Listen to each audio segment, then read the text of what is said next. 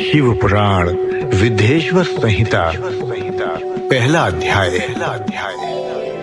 प्रयाग में सूत जी से मुनियों का तुरंत पापनाश करने वाले साधन के विषय में प्रश्न।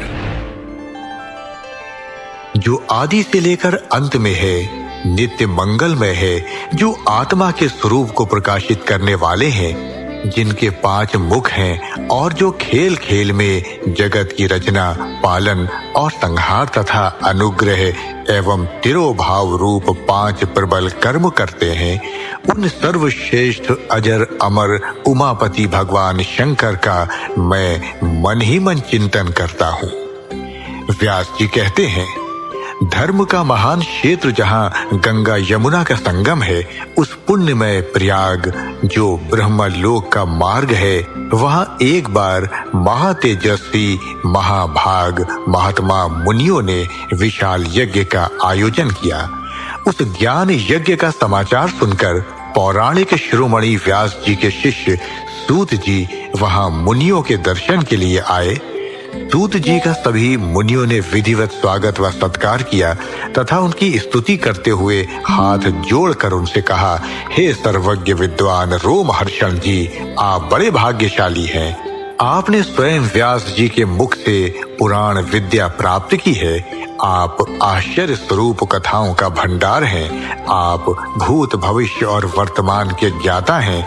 हमारा सौभाग्य है कि आपके दर्शन हुए। आपका यहाँ आना निरर्थक नहीं हो सकता। आप कल्याणकारी हैं। उत्तम बुद्धि वाले सूत जी, यदि आपका अनुग्रह हो तो गोपनीय होने पर भी आप शुभाशुभ तत्वों का वर्णन करें, जिससे हमारी तृप्ति नहीं होती और उसे सुनने की हमारी इच्छा ऐसे ही रहती है। कृपा कर उस विषय का वर्णन करें। घोर कलयुग आने पर मनुष्य पुण्य कर्म से दूर होकर दुराचार में फंस जाएंगे, दूसरों की बुराई करेंगे, पराई स्त्रियों के प्रति आसक्त होंगे, हिंसा करेंगे, मूर्ख नास्तिक और पशु बुद्धि हो जाएंगे। सूत जी, कलयुग में वेद प्रतिपादित वर्ण आश्रम व्यवस्था नष्ट हो जाएगी। प्रत्येक वर्ण और आश्रम में रहने वाले अपने अपने धर्मों के आचरण का परित्याग कर विपरीत आचरण करने में सुख प्राप्त करेंगे। इस सामाजिक वर्ण संकरता से लोगों का पतन होगा, परिवार टूट जाएंगे, समाज बिखर जाएगा। प्राकृतिक आपदाओं से जगह जगह लोगों की मृत्यु होगी, धन का क्षय होगा, स्वार्थ और लोभ की प्रवृत्ति बढ़ जाएगी। ब्राह्मण लोभी हो जाएंगे और वेद बेचकर धन प्राप्त करेंगे। मद से मोहित होकर दूसरों को ठगेंगे, पूजा पाठ नहीं करेंगे और ब्रह्म ज्ञान से शून्य होंगे। क्षत्रिय अपने धर्म को त्याग कर कुसंगी, पापी और व्यभिचारी हो जाएंगे।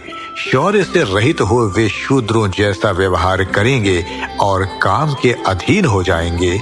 वैश्य धर्म से विमुख हो, संस्कार भ्रष्ट होकर कुमार्गी, धनोपार्जन परायण होकर नाप तौल में ध्यान लगाएंगे। शूद्र अपना धर्म कर्म छोड़कर अच्छी वेशभूषा से सुशोभित हो व्यर्थ घूमेंगे। वे कुटिल और ईर्ष्यालु होकर अपने धर्म के प्रतिकूल हो जाएंगे। कुकर्मी और वाद विवाद करने वाले होंगे। वे स्वयं को कुलीन मानकर सभी धर्मों और वर्णों में विवाह करेंगे। स्त्रियां सदाचार से विमुख हो जाएंगी। वे अपने पति का अपमान करेंगी और सास ससुर से लड़ेंगी, मलिन भोजन करेंगी। उनका शील स्वभाव बहुत बुरा होगा। सूत जी, इस तरह जिनकी बुद्धि नष्ट हो गई है और जिन्होंने अपने धर्म का त्याग कर दिया है, ऐसे लोग लोक परलोक में उत्तम गति कैसे प्राप्त करेंगे? इस चिंता से हम सभी व्याकुल हैं। परोपकार के समान कोई धर्म नहीं है। इस धर्म का पालन करने वाला दूसरों को सुखी करता हुआ स्वयं भी प्रसन्नता अनुभव करता है। ये भावना यदि निष्काम हो तो कर्ता का हृदय शुद्ध करते हुए उसे परम गति प्रदान करती है। हे महामुने, आप समस्त सिद्धांतों के ज्ञाता हैं। कृपा कर कोई ऐसा उपाय बताइए जिससे इन सबके पापों का तत्काल नाश हो जाए।